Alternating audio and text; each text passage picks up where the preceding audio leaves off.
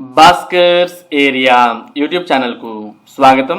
ఈరోజు ఉన్నటువంటి విద్య మరియు ఉద్యోగ సంబంధిత సమాచారంలోకి వెళ్తే, ఆంధ్రప్రదేశ్ రాష్ట్రంలో స్కూళ్లు తెరిచే నాటికి పుస్తకాలు రెడీగా ఉండాలి అంటూ ఆంధ్రప్రదేశ్ సిఎస్ జవహర్ రెడ్డి ఆదేశించడం జరిగింది విద్యాశాఖ అధికారులను.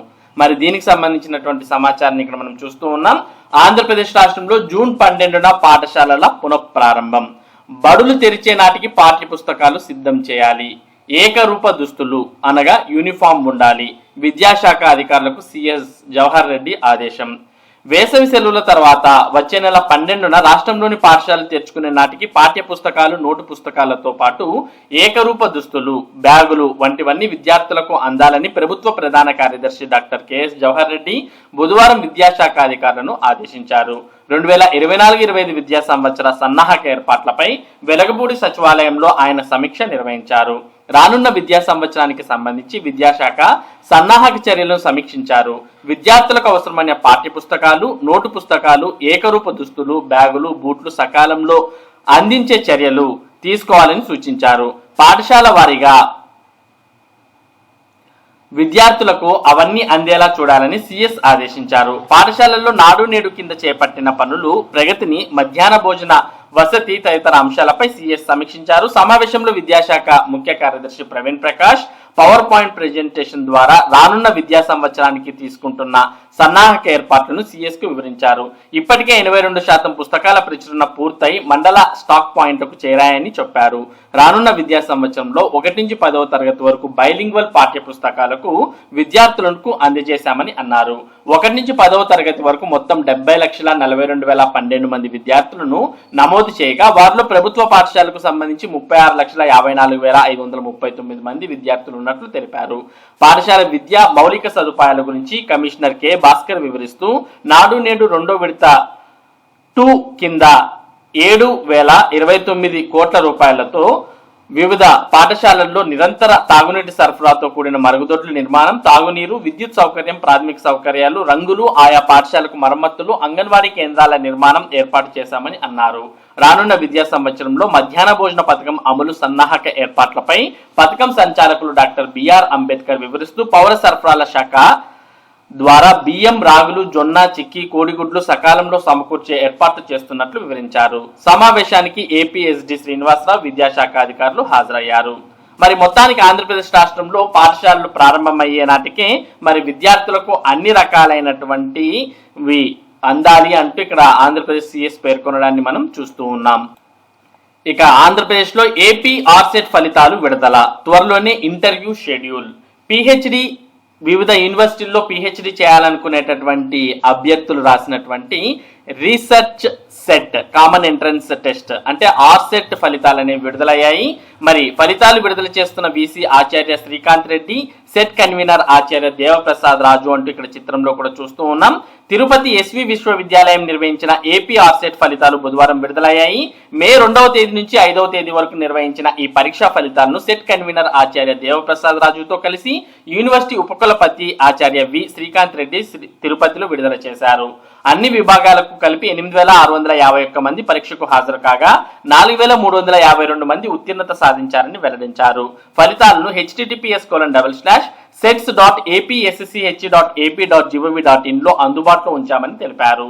ఉత్తీర్ణత సాధించిన అభ్యర్థులకు రాష్ట్రంలోని 14 విశ్వవిద్యాలయాల్లో అనగా యూనివర్సిటీలలో 2,728 పిహెచ్డి సీట్లలో ప్రవేశాలు కల్పించేందుకు ముఖాముఖీలు నిర్వహిస్తున్నారు. అంటే ఇంటర్వ్యూ అనేది నిర్వహిస్తున్నామని అన్నారు. జూన్ 10 తర్వాత షెడ్యూల్ ప్రకటిస్తామని, ఆ తర్వాత ర్యాంకులు విడుదల చేస్తామని వీసీ వివరించారు. ఆచార్యులు కిషోర్ కుమారస్వామి, కుసుమ హరినాథ్ పాల్గొన్నారు. ఇక్కడ మనం చిత్రంలో ఫలితాలను విడుదల చేసేదాన్ని కూడా ఇక్కడ చూస్తూ ఉన్నాం. ఇక ఆంధ్రప్రదేశ్ రాష్ట్రంలో రేపటి నుంచి 10వ తరగతి సప్లిమెంటరీ పరీక్షలు ప్రారంభం కాబోతున్నాయి. మరి ఈ నేపథ్యంలో పరీక్ష రోజు ఫీజు చెల్లించిన హాల్ టికెట్స్ ఇస్తామంటూ ఇక్కడ పేర్కొనడాన్ని చూస్తూ ఉన్నాం. 10వ తరగతి సప్లిమెంటరీ పరీక్షలు ఈ నెల 24 నుంచి ప్రారంభం కానున్నాయి. జూన్ 3 వరకు పరీక్షలు సాగుతాయి. గతంలో ఎన్నడూ లేని విధంగా ఈసారి విద్యార్థులకు ప్రభుత్వం సువర్ణ అవకాశం కల్పించింది. ఇప్పుడు ఎవరైనా ఫీజు చెల్లించకపోయినా పరీక్ష జరిగే రోజైనా చెల్లించి హాల్ టికెట్ డౌన్లోడ్ చేసుకుని పరీక్షకు హాజరు కావచ్చని అన్నారు. ఈ అవకాశాన్ని ఫెయిల్ అయిన విద్యార్థులందరూ సద్వినియోగం చేసుకోవాలని అధికారులు కోరుతున్నారు. జిల్లాలో మొత్తం అనగా అనంతపురం జిల్లాలో మొత్తం 13,332 మంది విద్యార్థులు హాజరవుతున్నారని జిల్లా విద్యాశాఖ అధికారి వరలక్ష్మి తెలిపారు. జిల్లా వ్యాప్తంగా 45 కేంద్రాలు ఏర్పాటు చేసినట్లు వెల్లడించారు. రోజు ఉదయం 9:30 నుంచి 12:45 గంటల వరకు పరీక్ష జరుగుతుందని అన్నారు. వచ్చే ఏడాది నుంచి సిలబస్ లో మార్పు. వచ్చే విద్యా సంవత్సరం అనగా 2024-25 నుంచి 10వ తరగతి సిలబస్ మారుతుందని డిఈఓ తెలిపారు. ఈ పరిస్థితుల్లో ఆయా పాఠశాలల ప్రధానోపాధ్యాయులు ప్రత్యేక చొరవ తీసుకుని ప్రతి విద్యార్థి పరీక్షకు హాజరయ్యేలా చూడాలని కోరారు. విద్యార్థుల తల్లిదండ్రులతో కూడా ప్రత్యేకంగా మాట్లాడాలని సూచించారు. ఫెయిల్ అయిన విద్యార్థులు ఫీజు చెల్లించలేకపోయినా హెచ్ఎంలను కలిసే హాల్ టికెట్లు ఇస్తారని, వాటిని తీసుకుని పరీక్షకు హాజరు కావాలని ప్రభుత్వ పరీక్షల అసిస్టెంట్ కమిషనర్ గోవింద నాయక్ తెలిపారు. కాబట్టి 10వ తరగతి ఫెయిల్ అయినటువంటి విద్యార్థులు మరి ప్రభుత్వం కల్పిస్తున్నటువంటి ఈ అవకాశాన్ని సద్వినియోగం చేసుకోవాలి. ఒకవేళ మీరు ఇప్పటికీ ఫీజు అనేది చెల్లించకపోతే పరీక్ష రోజు కూడా ఫీజు చెల్లించి మీరు హాల్ టికెట్ పొంది పరీక్ష అనేది రాయవచ్చు. మరో ముఖ్యమైన విషయం ఏంటి అంటే 10వ తరగతి విద్యార్థుల యొక్క సిలబస్ అనేది ఈ విద్యా సంవత్సరం మారబోతోంది. ఒకవేళ ఫెయిల్ అయిన విద్యార్థులు మరి నెక్స్ట్ ఇయర్ పరీక్షలు రాయాలంటే మారినటువంటి సిలబస్ ప్రకారం రాయాల్సిన అవసరం ఉంటుంది. కాబట్టి ఇప్పుడు తగిన జాగ్రత్త తీసుకొని మరి ఈ సప్లీలో మీరు ఏదైతే ఫెయిల్ అయిన సబ్జెక్ట్ ఉందో ఆ సబ్జెక్ట్ పాస్ అయ్యే విధంగా చూసుకోవాల్సిన అవసరం ఎంతైనా ఉంది అనే విషయాన్ని గుర్తించాలి. ఇక పాలిసెట్ కు సంబంధించినటువంటి ప్రవేశాలు ఈ రోజు నుంచి ప్రారంభం కాబోతున్నాయి. మరి దానికి సంబంధించిన సమాచారాన్ని ఇక్కడ మనం చూస్తూ ఉన్నాం. నేటి నుంచి పాలిసెట్ ప్రవేశాలు 7న సీట్లు కేటాయింపు, 10న తరగతుల ప్రారంభం అంటూ మరి కమిషనర్ నాగరాణి తెలియజేశారు. పాలిసెట్ 2024 అడ్మిషన్ల ప్రక్రియ మే 23వ తేదీ గురువారం నుంచి ప్రారంభమవుతుందని సాంకేతిక విద్యాశాఖ కమిషనర్, సాంకేతిక విద్యా శిక్షణా మండలి చైర్మన్ చదలవాడ నాగరాణి తెలిపారు. అమరావతిలోని రాష్ట్ర సాంకేతిక విద్యాశాఖ కార్యాలయంలో బుధవారం జరిగిన సమావేశంలో ఆమె ఈ విషయం వెల్లడించారు. నాగరాణి మాట్లాడుతూ ప్రవేశాలకు సంబంధించిన ఫీజు చెల్లింపు తదితర ఆన్లైన్ ప్రక్రియకు ఈ నెల 24వ తేదీ నుంచి జూన్ 2వ తేదీ వరకు అవకాశం ఉంటుందని అన్నారు. ధృవపత్రాల పరిశీలనకు ఈ నెల 27 నుంచి జూన్ 3వ తేదీ వరకు 8 రోజుల్లోపు పూర్తి చేయాల్సి ఉందని అన్నారు. ఐచ్ఛికాల నమోదు అనగా వెబ్ ఆప్షన్స్ ను ఈ నెల 31వ తేదీ నుంచి జూన్ 5వ తేదీ వరకు అవకాశం కల్పించామని వివరించారు. జూన్ 5వ తేదీన ఐచ్ఛికాల మార్పుకు అవకాశం ఉంటుందని, జూన్ 7వ తేదీన సీట్లు కేటాయింపు పూర్తి చేస్తామని కమిషనర్ వివరించారు. జూన్ 10వ తేదీ నుంచి 14వ తేదీ వరకు ప్రవేశాలు ఖరారైన విద్యార్థులు ఆయా పాలిటెక్నిక్ కళాశాలల్లో వ్యక్తిగతంగా లేదా ఆన్లైన్ విధానంలో రిపోర్ట్ చేయాల్సి ఉంటుందని అన్నారు.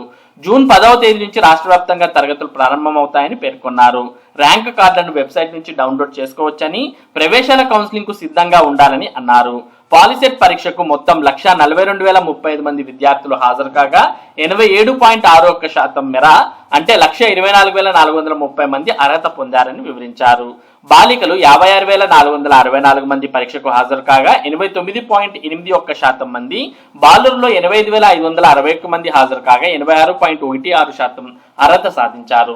సమావేశంలో సాంకేతిక విద్యాశాఖ సంయుక్త సంచాలకులు వెలగ పద్మారావు, అదనపు కార్యదర్శి ప్రసాద్, రాష్ట్ర సాంకేతిక మండలి కార్యదర్శి రమణబాబు మరియు తదితరులు పాల్గొన్న విషయాన్ని ఇక్కడ మనం చూస్తూ ఉన్నాం. కాబట్టి 10వ తరగతి విద్యార్థులు ఎవరైతే పాలిసెట్ రాశారో అటువంటి వారు మరి ప్రవేశాలు అనేవి ఇక్కడ జరుగుతూ ఉన్నాయి. దీనికి సంబంధించినటువంటి సమాచారాన్ని వారు మరి పాలిసెట్ కు సంబంధించినటువంటి అఫీషియల్ వెబ్సైట్ నుంచి కూడా పొందవచ్చు. ఇక వచ్చే నెల 1 నుంచి ఓపెన్ 10th ఇంటర్ పరీక్షలు. ఓపెన్ 10th ఇంటర్ పరీక్షలు జూన్ 1 నుంచి ప్రారంభమవుతాయని DEO Sudhakar Reddy, open school జిల్లా కోఆర్డినేటర్ లక్ష్మీనారాయణ తెలిపారు. బుధవారం వారు మాట్లాడుతూ జూన్ 1 నుంచి 8వ తేదీ వరకు మధ్యాహ్నం 2:30 నుంచి సాయంత్రం 5:30 గంటల వరకు పరీక్షలు ఉంటాయని అన్నారు. హాల్ టికెట్లు https://apopenSchool.ap.gov.in వెబ్సైట్ ద్వారా డౌన్లోడ్ చేసుకోవాలని వారు వివరించారు. కాబట్టి ఓపెన్ 10th ఇంటర్ పరీక్షలు జూన్ 1వ తేదీ నుంచి ప్రారంభమవుతూ ఉన్నాయి. ఈ విషయాన్ని మరి ఓపెన్ 10th ఓపెన్ ఇంటర్ చదివేవారు మరి గుర్తుంచుకోవాల్సిన అవసరం ఉంది. ఇక ఏపీ నీట్లో పిహెచ్డి కోర్సులకు దరఖాస్తుల ఆహ్వానం. ఏపీ నీట్లో 2024-25కు సంబంధించి PhD full time, of time, inter disciplinary కోర్సులకు అర్హులైన అభ్యర్థులు ఆన్లైన్ దరఖాస్తులు చేసుకోవాలని డీన్ అకాడమిక్ డాక్టర్ డి కురువయ్య బుధవారం తెలిపారు. ఫుల్ టైం అభ్యర్థులు మాస్టర్ డిగ్రీతో పాటు గేట్లో తప్పనిసరిగా అర్హత సాధించాలని అన్నారు. పార్ట్ టైం అభ్యర్థులు మాస్టర్ డిగ్రీతో పాటు ఏదైనా అకాడమిక్ ఇన్స్టిట్యూట్ లో గానీ పరిశ్రమలో గానీ 2 సంవత్సరాలు పనిచేసిన అనుభవం ఉండాలని అన్నారు.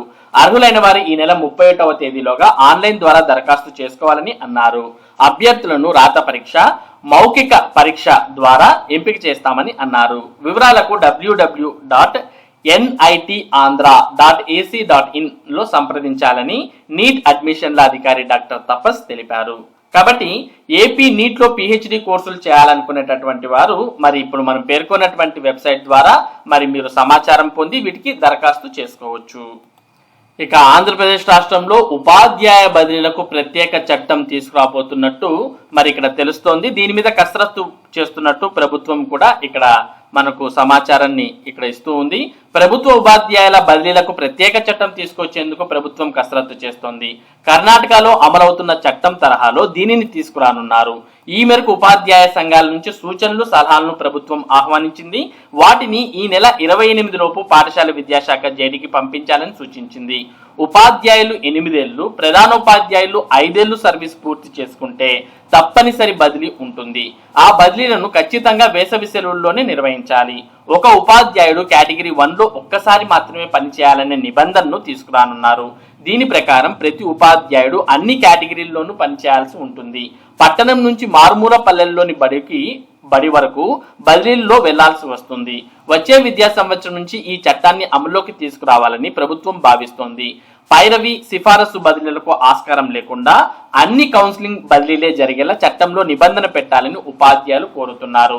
ఎన్నికల నోటిఫికేషన్ కు ముందు కీలక మంత్రి, ఆయన పీఓ కొందరు అధికారులు కలిసి భారీగా పైరవి బదిలీలు నిర్వహించారు. రాజకీయంగా పలుకుబడి ఉన్నవారు, డబ్బులు ఉన్నవారు బదిలీలు చేయించుకోగలిగారు.